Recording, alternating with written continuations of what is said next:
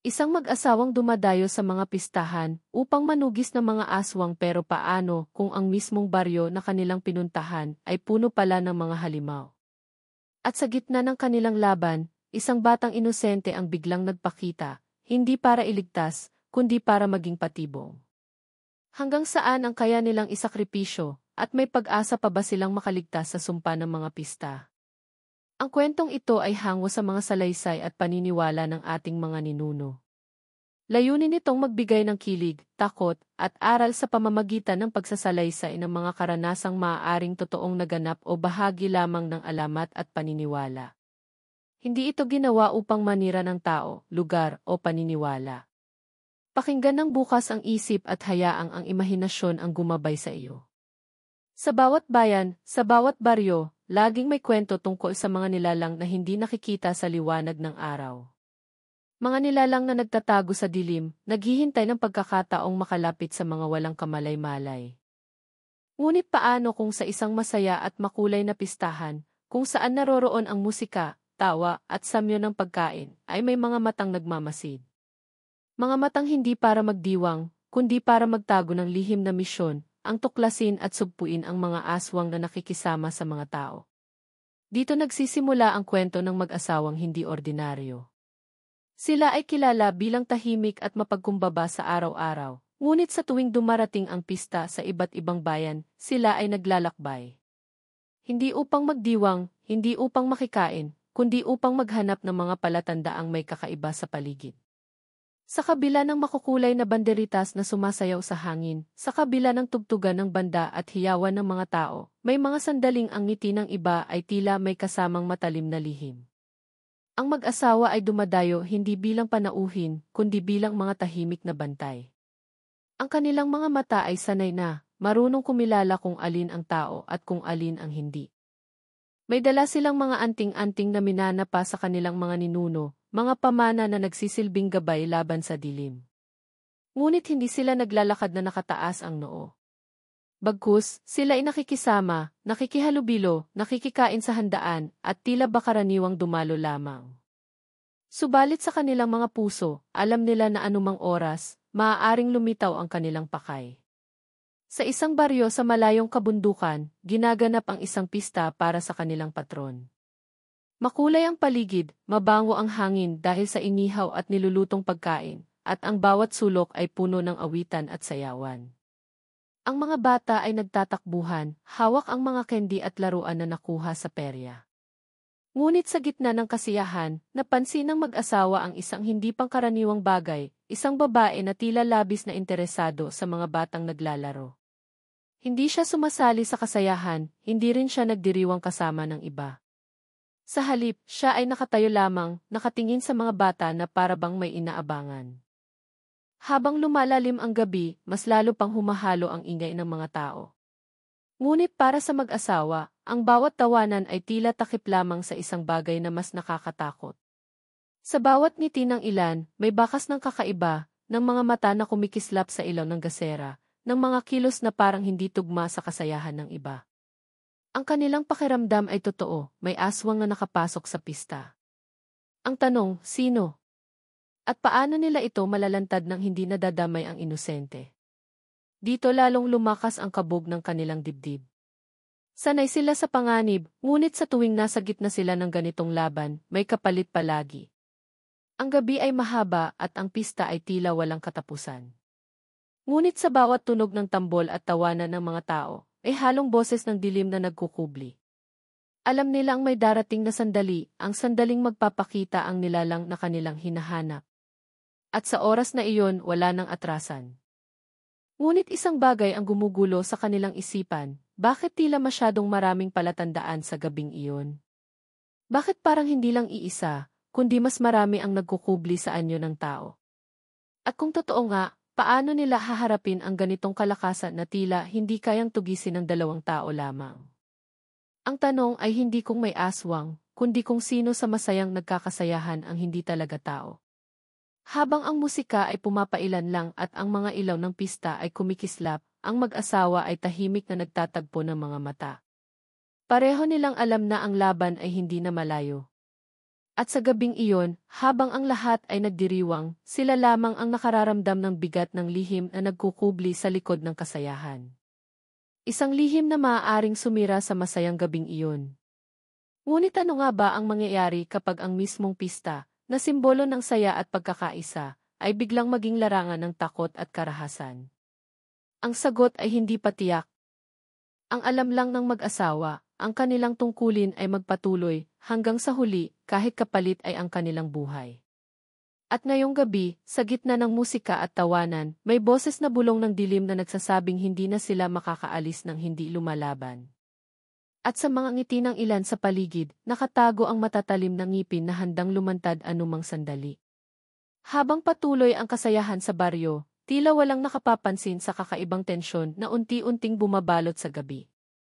Ang tugtugan ng banda ay masaya pa ring umaalingaw-ngaw. Ang mga bata ay naglalaro sa gilid ng kalsada, at ang matatanda ay abala sa pag-inom at pagkukwentuhan. Ngunit para sa mag-asawa, bawat tunog ng tambol ay para bang palakas ng palakas ang tibok ng kanilang mga dibdib. Ang babae, si Aling Rosa, ay mahigpit na kumakapit sa maliit na sisidlan ng langis na nakasabit sa kanyang baywang. Ang lalaki naman, si Mang Celso, ay may daladalang maliit na sako na animoy ordinaryong gamit, ngunit sa loob nito ay nakatago ang kanilang pamana, mga anting-anting at gamit na hindi dapat makita ng iba. Sa bawat galaw ng mga tao, matalim ang kanilang mga mata. Alam nila na ang aswang ay bihasang magtago sa anyo ng tao, nagtatago sa ngiti at pakikipag-usap. Ngunit ngayong gabi, tila mas mahirap silang matukoy. Lalo pang nakakadagdag ng kaba ang presensya ng babaeng kanina pa nila napapansin. Ang kanyang mga mata ay tila hindi kumukurap habang nakatitig sa mga batang naglalaro. Ngunit tuwing may taong lalapit sa kanya, mabilis siyang bumabalikwas ng tingin, nagkukunwaring abala sa paligid. Rosa, mahina ang bulong ni Mang Celso habang nakapikit, wari nakikiramdam.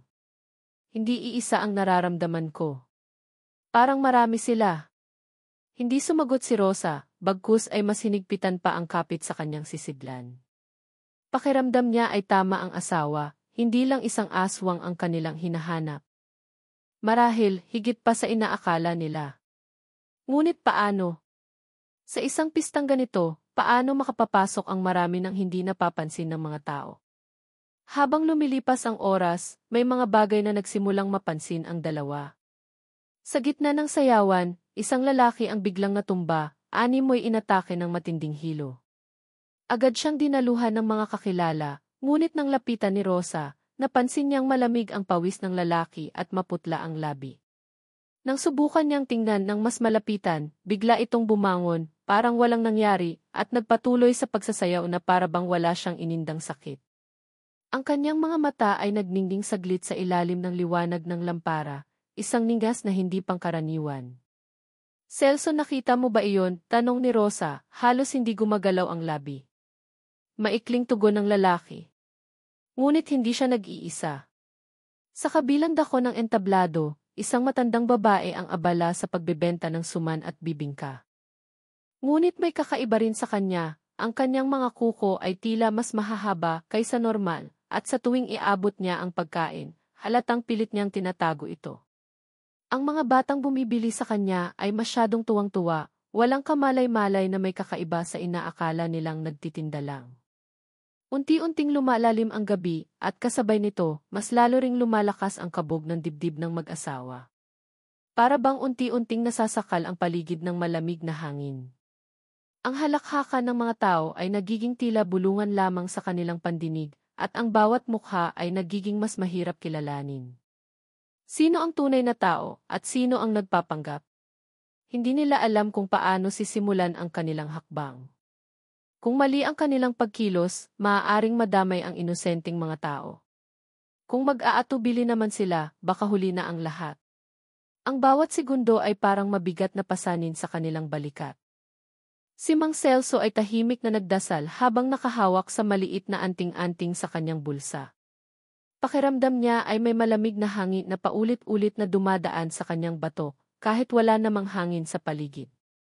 Samantalang si Rosa ay biglang nakaramdam ng mabigat na tingin mula sa dilim. Paglingon niya, nandoon muli ang misteryosong babae, nakatayo pa rin sa gilid, nakatitig sa mga bata. Ngunit ngayong pagkakataon, nakangiti ito, isang ngiti na hindi para sa kasiyahan, kundi para sa isang bagay na mas nakakatakot. Biglang sumigaw ang isa sa mga bata, "Nay! Ang aso po!" Napalingon ang lahat, at doon nila nakita ang isang itim na aso na tila hindi pangkaraniwan. Ang kanyang mga mata ay pula, at ang kanyang hininga ay mabigat, parang humuhuni. Lumapit ito sa gitna ng kalsada, ngunit imbes na habulin ng mga tao, napansin ng mag-asawa na parang walang nakakakita rito maliban sa kanila. Hindi aso iyon, bulong ni Rosa, nanginginig ang tinig. Isa itong tanda, sagot ni Celso. Magsisimula na. At sa sandaling iyon, parang nag-iba ang lahat. Ang mga ilaw ng lampara ay biglang nagdilim ng bahagya, at ang tugtog ng banda ay tila nawala ng sigla. Ang halakhakan ng mga tao ay naging parang mga ingay na malayo, animoy natatakpan ng isang nakakasakal na katahimikan. Ngunit walang huminto sa pagdiriwang. Wari sila lamang ng kanyang asawa ang nakapansin na may mali. At iyon ang mas nakakatakot, na ang buong baryo ay nasa bingit ng panganib, ngunit sila lamang ang nakakaalam. Habang patuloy ang kasayahan, isang tanong ang paulit-ulit na umiikot sa isip ni Rosa. Kung totoo ngang marami silang kalaban ngayong gabi, may pag-asa pa ba silang makaligtas? At sa mga matang kumikislap sa dilim, alam nilang hindi sila tinitingnan bilang bantay, kundi bilang susunod na biktima. Habang patuloy ang kasayahan sa baryo, lalong tumitindi ang kaba ng mag-asawa. Sa mata ng mga karaniwang tao, walang mali, masigla ang tugtugan, masarap ang pagkain, at masaya ang lahat. Ngunit sa pandinig ni Rosa at Celso, may mga bulong na hindi galing sa tao. Mga paanas na tinig na tila humahalo sa hangin, sumisingit sa pagitan ng tawa at awit. Minsan ay parang galing sa ilalim ng lupa, minsan naman ay mula sa itaas ng bubong ng mga bahay. Habang nakamasid sila, napansin nilang ang misteryosong babaeng nakatitig sa mga bata kanina ay lumapit sa isang grupo ng mga kabataan. Isa itong dalagang nakasuot ng pulang bestida, maganda at maaliwalas ang mukha kung pagmamasdan mula sa malayo. Ngunit nang mapansin ni Rosa ang kanyang mga mata, bahagya itong nag-iba ng anyo, parang kumikislap, parang may dilim na bumabalot. Lumapit siya sa isa sa mga binatilyo at tila may ibinulong. Saglit lang iyon, ngunit agad na nawala ang ngiti sa mukha ng binatilyo at parang natulala. Kasunod nito, dahan-dahan siyang lumakad palayo mula sa kasayahan, papunta sa madilim na gilid ng baryo. Celso, sundan natin, pabulong na sabi ni Rosa. Agad silang kumilos, subalit kinailangan nilang maging maingat. Ayaw nilang magdulot ng gulo o takot sa mga tao. Ngunit bago pa sila makalapit, isang batang babae ang humarang sa kanilang daraanan, umiiyak. Ek! Kuya, tulungan niyo po ako. Nawawala ang kapatid ko. Kanina pa siya hindi bumabalik. Nagkatinginan ang mag-asawa. Isa itong panibagong pasanin, hindi nila alam kung alin ang unahin, ang binatilyong parang inaalihan, o ang batang nawawala. Ngunit alam nila na hindi maaaring baliwalain ang umiiyak na bata. Anong pangalan ng kapatid mo? Tanong ni Celso habang pinapahid ang luha ng bata. Si Lando po, 7 taong gulang, sagot nito habang nanginginig. Mabilis nilang napagtanto na posibleng konektado ang pagkawala ng bata sa mga nilalang na kanilang hinahanap. Ngunit paano nila ito mahahanap sa gitna ng ingay at saya ng pista? Sa bawat minuto, lumalaki ang panganib na baka may masamang mangyari. Samantala, ang itim na asong kanina ay hindi na nila makita. Para bang bigla itong naglaho sa dilim. Ngunit may naiwan itong tanda, isang bakas ng paa na hindi sa aso, kundi sa tao. Malalaking yapak iyon, masyadong malalim para sa normal na tao, at patungo ito sa direksyon ng gubat sa likod ng baryo. Rosa, may 2 direksyon tayong hahabulin, bulong ni Celso. Ang binatilyo at ang batang nawala. Tumango si Rosa, ngunit ramdam niyang hindi ito simpleng pagpipilian lamang. Ito ay patibong. At sino man ang gumawa nito, alam ang kanilang kahinaan, ang malasakit nila sa mga inosente. Habang sila ay nagdedesisyon, biglang bumagsak ang isa pang lalaki sa gitna ng sayawan. Ngunit ngayon, hindi na basta hilo lang. Ang kanyang katawan ay nangisay, at mula sa kanyang bibig ay tumulo ang dugo na tila itim at malapot. Nagkagulo ang mga tao, nagsisigawan ang iba, at ang kasayahan ay biglang napalitan ng takot. Ngunit ang mas nakakatakot, nang tumingin si Celso, napansin niyang may tatlong tao sa gilid na walang reaksyon, nakatayo lang at nakatitig sa nangyayari na para bang nag-enjoy. Ang kanilang mga ngiti ay malamig at ang kanilang mga mata ay hindi kumukurap. Hindi sila natatakot, mahina niyang bulong. Dahil isa sila sa mga nilalang na ito. Lalong bumigat ang hangin. Sa gitna ng sigawan, may mga taong pilit na humihila sa pamilya ng bumagsak, itinatabi para maisugod sa manggagamot. Ngunit bago pa nila mailayo, napansin ni Rosa na ang sugat ng lalaki ay mabilis na nagsasara, parang may sariling buhay. Ang takot ay unti-unting kumalat sa buong baryo. May mga batang nagsisigawan, may mga matatandang nagtatakbo, at ang banda ay biglang tumigil sa pagtugtog. Ngunit sa halip na magtulungan, tila bawat isa ay nagsimulang maghinalaan sa isa't isa. Ang kasiyahan ay napalitan ng kaguluhan, at sa gitna ng lahat ng iyon, ang mag-asawa ay nakaramdam ng panghihina. Hindi dahil sa takot, kundi dahil sa bigat ng responsibilidad. Ngunit hindi pa roon nagtatapos. Habang nagkakagulo, may lumapit sa kanilang isang matandang lalaki na may hawak na tungkod. Nakasuot siya ng lumang barong at ang kanyang mga mata ay tila puno ng kaalaman. Hindi kayo taga rito, anya sa mababang tinig. Alam ko ang ginagawa ninyo. Ngunit hindi ninyo alam kung ano ang hinaharap ninyo ngayong gabi. Hindi sila basta-basta. Nagulat ang mag-asawa. Sino itong matanda? Kaibigan ba o kaaway? At bakit parang alam nito ang kanilang misyon? Bago pa sila makapagtanong, lumapit ang batang babae muli, humahagulgol. Si Lando po nakita ko na. Doon siya dinala. Itinuro niya ang madilim na bahagi ng gubat. At doon, sa pagitan ng mga puno, may anino ng isang tao na tila may kargang bata. Ang aninong iyon ay mabilis na naglaho sa dilim. Si Rosa at Celso ay napilitang tumakbo, ngunit sa bawat hakbang nila, ramdam nila ang mga matang nakamasid sa kanila mula sa lahat ng sulok ng baryo. At sa kanilang likod, narinig nila ang mga sigaw ng mga tao na tila sabay-sabay na humahalo sa isang nakabibinging ingay, ang ingay ng takot at kaguluhan na parang musika para sa mga halimaw na nagkukubli. At ngayong gabi, malinaw na sa kanila, hindi lang isa o dalawa ang kanilang kalaban. Ang buong baryo ay maaaring may kasangkot. At baka, sa halip na mga panauhin, sila ang tunay na dayo sa lugar na iyon, isang lugar na matagal ng hawak ng dilim. Ang gabi ay tuluyan ng nagbago ang anyo. Ang pista na kanina ay puno ng halakhakan ay ngayon naging parang bangungot na walang makapagsabi kung paano tatakasan.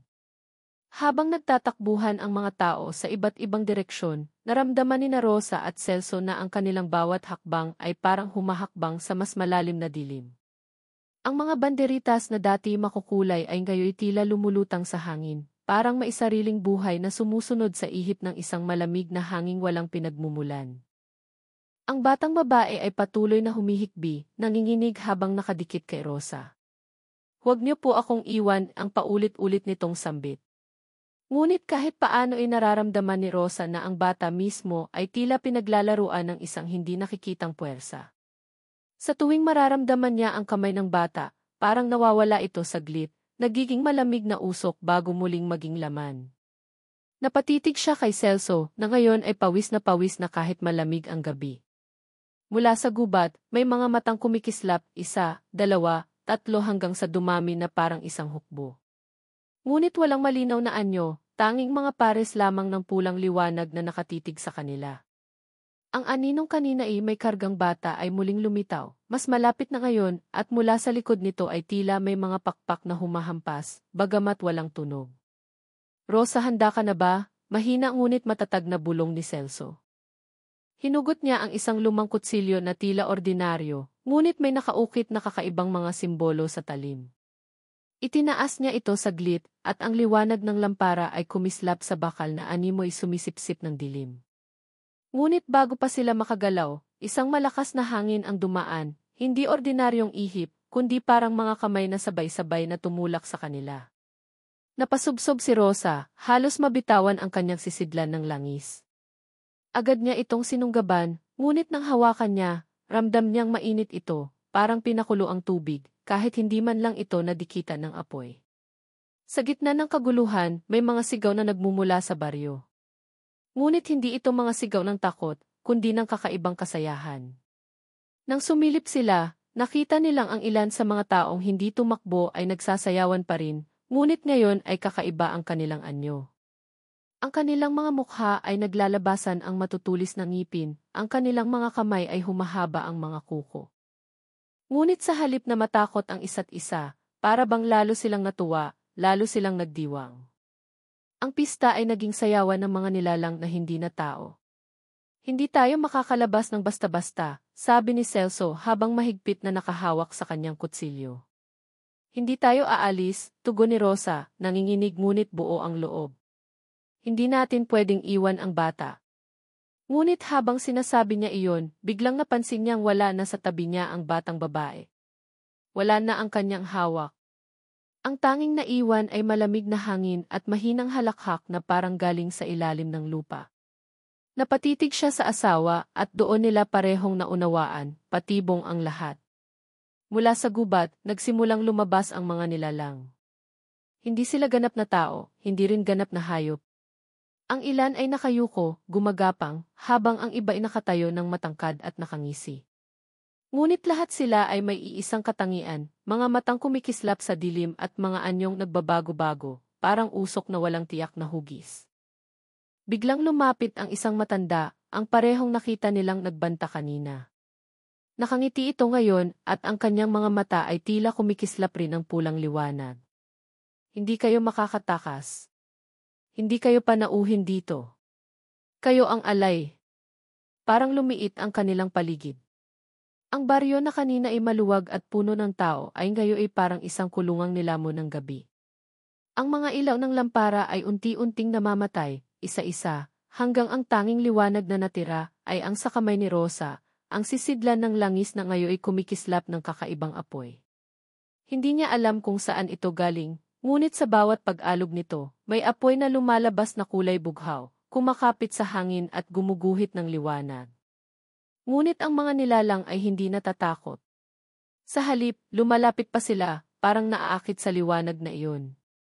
Sa bawat hakbang nila, mas lalo nilang nararamdaman ang bigat ng dilim, ang pakiramdam na hindi sila makakahinga, hindi sila makakatakas. Mula sa itaas, narinig nila ang malakas na pagaspas ng pakpak. Nang tumingala sila, may dumaan, isang malaking nilalang na may pakpak ng paniki, ngunit katawan ng tao. Hindi ito lubos na makita, ngunit sapat para magdulot ng sindak. Ang bawat pagaspas nito ay nagdudulot ng hangin na parang humihigop sa kanilang lakas. Si Celso ay halos mawala ng balanse, ngunit pinilit niyang tumayo. Hindi tayo pwedeng sumuko, Rosa, Anya, ngunit ramdam niya rin ang takot. Ramdam niyang kahit anong gawin nila, masyadong marami ang kalaban. At ngayong gabi wala silang ligtas na daan palabas. Ang kanilang mga anting-anting ay nagsimulang uminit, ngunit hindi nila alam kung sapat iyon para sa dami ng halimaw na nakapalibot. At habang palapit ng palapit ang mga mata sa dilim, naramdaman nila ang isang bagay na mas nakakatakot kaysa sa lahat, ang pakiramdam na ang buong baryo ay matagal nang hindi pag-aari ng tao, kundi ng isang puwersang mas malalim at mas madilim pa sa kanilang inaakala.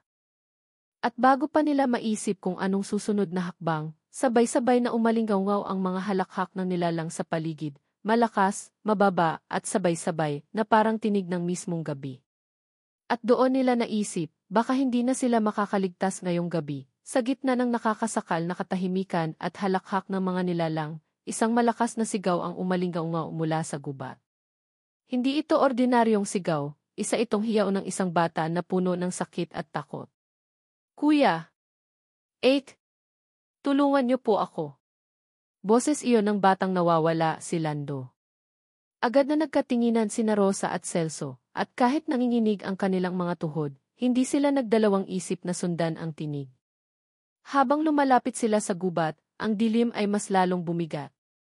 Ang mga puno ay parang nagdidikit-dikit, gumagalaw na tila may sariling buhay, humaharang sa bawat hakbang nila.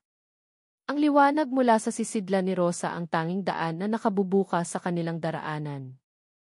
Ngunit sa bawat hakbang, mas lumalakas ang tinig ng mga nilalang sa paligid, mga bulong na parang tumatawa, mga halakhak na mababa at parang nagmumula sa ilalim ng lupa. Biglang lumitaw sa harapan nila ang misteryosong babae sa pulang bestida. Hindi na siya nagtatago ngayon. Ang kanyang mga mata ay lubusan ng nag-iba, itim na walang puti, at ang kanyang ngiti ay naglalantad ng matutulis na ngipin. Sa kanyang bisig ay karga si Lando, mahimbing na parang wala ng malay. Hinahanap niyo ba ito? Sabi ng babae, ang tinig ay mabagal at parang may dalawang boses na nagsasalita ng sabay. Umusad si Celso, itinaas ang kutsilyo. Pakawalan mo ang bata, singhal niya.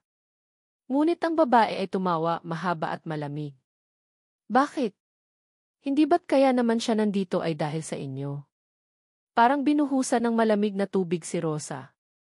Ano nang ibig mong sabihin? Nanginginig niyang tanong. Hindi ba't kayo ang laging dumadayo sa mga pista?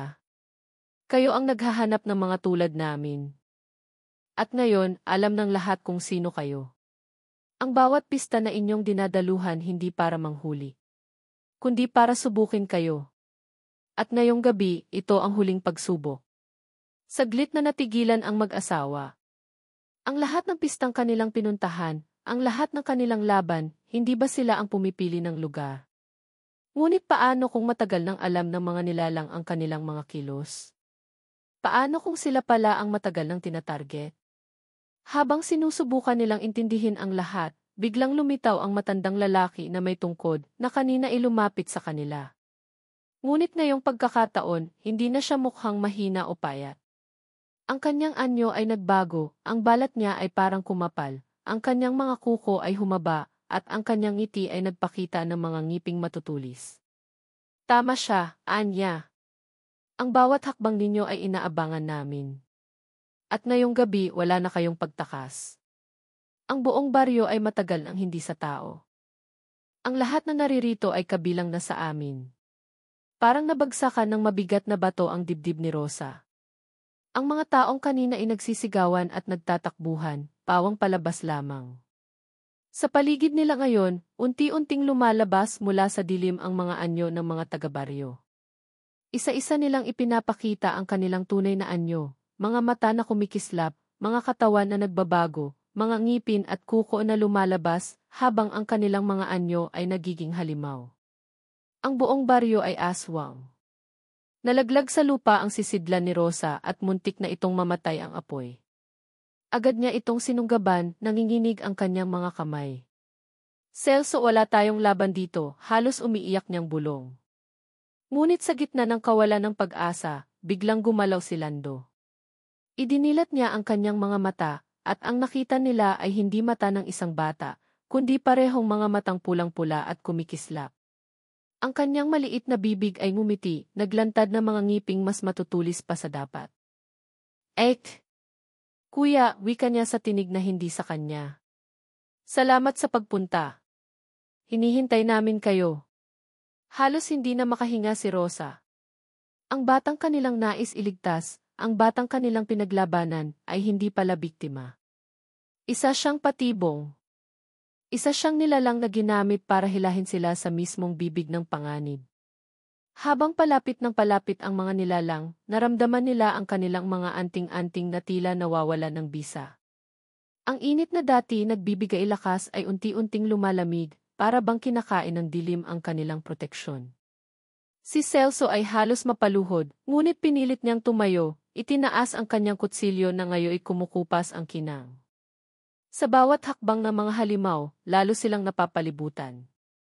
Sa kanilang isipan, iisa lang ang tanong, paano sila makakatakas kung ang bawat pintuan ay isinara na ng mismong mga nilalang na hinahanap nila?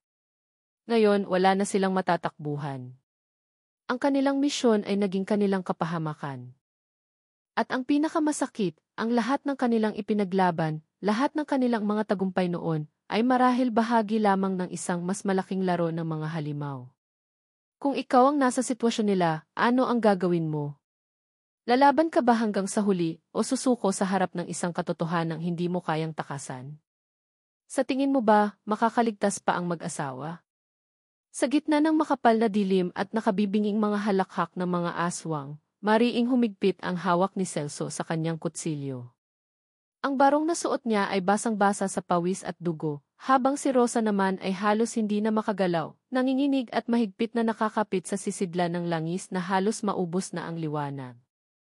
Ang kanilang mga mata ay sabay na nakatuon sa batang si Lando, na nakangiti pa rin, ang mga matang pula ay nagliliyab sa kaligayahan ng pandaraya. Hindi kayo makakatakas, bulong ng babae sa pulang bestida, habang patuloy niyang kinikindatan ang mag-asawa, waring nanunukso. Ang kanyang mga kuko ay kumikinang sa ilalim ng anino, tila sabik ng bumaon sa laman. Ang mga taga-baryo, na ngayon hayagang nagpapakita ng kanilang tunay na anyo, ay dahan-dahang lumalapit, bumubuo ng isang bilog na wala ng puwang para sa pagtakas. Sa desperasyon, itinaas ni Rosa ang sisidlan at nagsimulang magdasal ng mga orasyon. Sa bawat salitang lumalabas sa kanyang bibig, ang apoy ay kumikislap, nagliliyab ng mas maliwanag. Pansamantalang umatras ang ilang aswang, nagtatakip ng mga mata. Ngunit mabilis ding nawala ang bisa, at muling lumapit ang mga ito, mas galit at mas mabangis kaysa kanina. Rosa, huwag kang bibitaw, sigaw ni Celso habang sumugod siya, tinaga ang unang aswang na lumapit gamit ang kanyang kutsilyo. Isang malakas na hiyaw ang lumabas mula sa halimaw habang nagliyab ang hiwa, ngunit agad ding lumapit ang dalawa pa, hinahawakan ang kanyang mga braso. Pinilit niyang kumawala, nanginginig ang kanyang mga kalamnan, habang ang kanyang anting-anting ay biglang kumislap bago tuluyang nanghina. Si Rosa, halos wala ng lakas, ay napaatras, umiiyak. Ang bawat orasyon ay parang wala ng bisa. Ang mga halakhak ay mas lumalakas, parang musika ng kamatayan. Ngunit biglang naalala niya ang sinabi ng kanyang lola noon, na ang apoy ng sisidlan ay hindi lamang pananggalang, kundi maaaring magsilbing huling sandata, kung handang isakripisyo ang lahat. Isang matinding desisyon ang bumalot sa kanyang puso. Nilapitan niya si Celso at sabay silang nagkatitigan. Sa kanilang mga mata ay malinaw ang unawaan, wala nang ibang paraan kundi harapin ang lahat, kahit pakapalit ang kanilang buhay. Celso, bulong ni Rosa, kung ito na ang huli, sabay tayong lalaban. Tumango ang lalaki, pinipigilan ang panginginig ng kanyang katawan. Sabay, Rosa. Walang iwanan. At sa huling pagkakataon, itinapon ni Rosa ang sisidlan ng langis sa mismong gitna ng mga aswang. Isang malakas na pagsabog ng liwanag ang kumawala, tila araw na sumiklab sa gitna ng dilim. Ang buong baryo ay nabalot ng apoy na hindi ordinaryo, apoy na hindi kayang patayin ng kahit anong halimaw. Ang mga sigaw ng mga aswang ay sabay-sabay na umalinggaw, puno ng sakit at pagkabigla. Isa-isang natupok ang kanilang mga katawan, nagkakandaluha habang ang kanilang mga anyo ay bumabalik sa abo. Ngunit ang hindi nila inasahan, maging ang batang si Lando at ang babaeng nasa pulang bestida ay tila nagpakain din sa apoy. Ngunit bago pa siya tuluyang matupok, umiti ang bata kay Rosa. Hindi ito ang katapusan, sisimulan pa lang namin, bulong nito bago tuluyang naging abo. Sa lakas ng liwanag, nadapa sina Celso at Rosa, halos hindi na makahinga. Ang kanilang katawan ay sunog, sugatan at halos mawalan na ng malay. Nang humupa ang apoy, nakita nilang wala nang natira sa baryo, puro abo, putik, at mga aninong gumagalaw na unti-unting nawawala.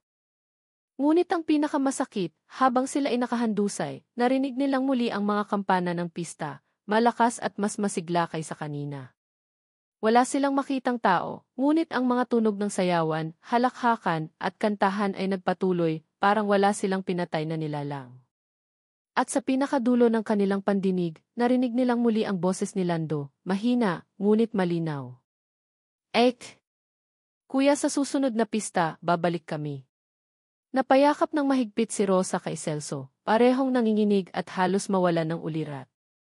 Hindi nila alam kung iyon ba ihuling pagkakataon nilang magkasama, o simula ng mas mabigat pang laban.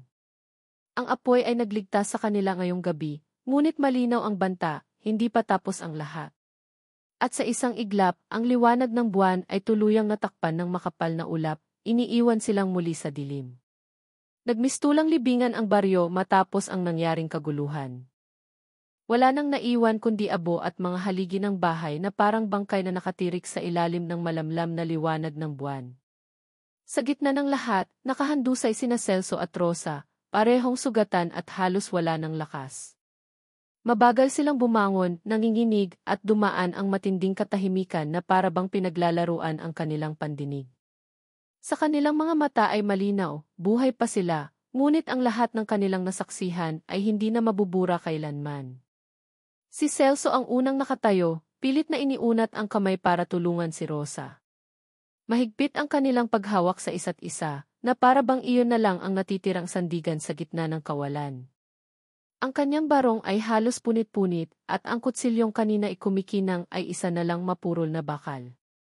Si Rosa naman, hawak-hawak pa rin ang sisidlan na basag na at walang laman, parabang pinilit ng kanyang puso na huwag itong bitiwan kahit wala ng gamit. Natapos na ba? Mahina at nanginginig na tanong ni Rosa, ang mga luhay bumababa sa kanyang pisngi. Hindi ko alam, sagot ni Celso, halos pabulong. Pero buhay pa tayo at baka iyon lang ang pinakamahalaga ngayon. Tahimik silang naglakad palabas ng baryo, bawat hakbang ay mabigat, para bang dala nila ang bigat ng lahat ng kaluluwa na nawala roon. Habang tinatahak nila ang daan, napansin nila ang ilang bakas ng pista, mga banderitas na naglalambitin pa rin, mga ilaw na tila milagrosong hindi pa rin namamatay, at mga tambol na minsan-minsan ay mahina pang tumutunog kahit wala ng taong tumutugtog. Parang multo ng kasiyahan na pilit na hindi nawawala kahit wasak na ang lahat. Sa kanilang isipan ay paulit-ulit na bumabalik ang boses ng batang si Lando. Ang ngiti niyang hindi pang bata, ang kanyang mga matang pula, at ang huling salitang iniwan niya bago matupok. Babalik kami. Lalong dumidikit sa kanilang kaluluwa ang pangungusap na iyon, para bang babala ng isang digmaan na hindi pa nagsisimula. Pagbalik nila sa kanilang tahanan, mahaba ang katahimikan. Walang nagsasalita, walang nagbanggit ng anumang nangyari. Ngunit ramdam nila ang bigat ng gabi, ang mga aninong nakasunod sa kanila, kahit nasa loob na sila ng kanilang bahay. Si Rosa ay dumungaw sa bintana, nakatitig sa mga bituin na tila kumukurap-kurap, habang si Celso naman ay nakaupo sa gilid ng kama, hawak-hawak pa rin ang kutsilyong walang kisla. Celso, mahina niyang sabi. Sa lahat ng laban natin, ito lang ang pakiramdam ko na parang hindi natin talaga natalo. Tumingin si Celso sa kanya, mapungay ang mga mata at puno ng pagod. Siguro, Rosa, hindi nga natin sila natalo. Siguro binigyan lang nila tayo ng isa pang gabi. At doon sila natahimik, parehong nakikinig sa katahimikan na tila may kasamang bulong.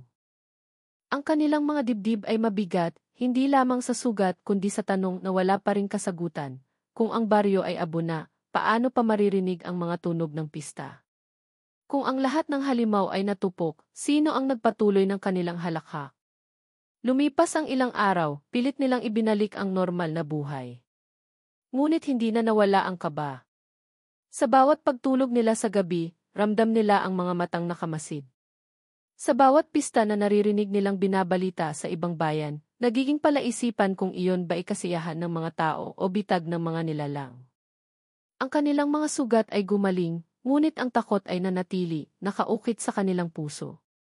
Isang gabi, habang nakaupo si Rosa sa harap ng kanilang bahay, may dumaan na mga batang naglalaro, may dalang kampanilya at nagkakantahan ng awit pista.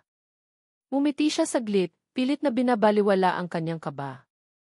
Ngunit nang tumingin siya ng mas malapit, nakita niyang isa sa mga bata ay may pulang mata, saglit lang, parang kidlat. Kumurap siya at nawala iyon, parang guni-guni. Ngunit nanlamig ang kanyang dugo. Nang gabing iyon, hindi na siya nakatulog. Sa dilim ng kanilang silid, habang si Celso ay mahimbing na nagpapahinga, narinig niya ang tunog ng kampana mula sa malayo. Hindi dapat may pista sa kanilang bayan, wala dapat kasiyahan. Ngunit malinaw ang tunog, malakas, masigla at mas malapit ng mas malapit. Tumayo siya, nanginginig at dumungaw sa bintana. Ang kalsadang kanina itahimik ay biglang napuno ng mga ilaw, mga banderitas na sumasayaw sa hangin, mga parol na kumikislap, at mga aninong naglalakad na parang naghahanda sa isang malaking selebrasyon. Sa gitna ng lahat, isang batang lalaki ang tumingin diretso sa kanya, nakangiti.